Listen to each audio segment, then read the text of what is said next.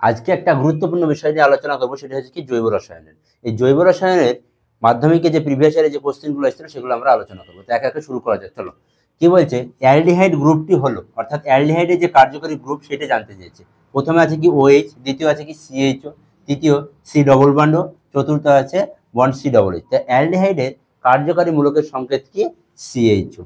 OH কার, এটা হচ্ছে hydroxyl মূলক, ওএইচ কি হাইড্রক্সিল মূলক। আর সি ডবল বন্ড ও কি, এটা হচ্ছে কিটোন, এটা কি বললাম কিটোন। আর সি ডবল এইচ এটা হচ্ছে কি অ্যাসিড, এটা কি অ্যাসিড।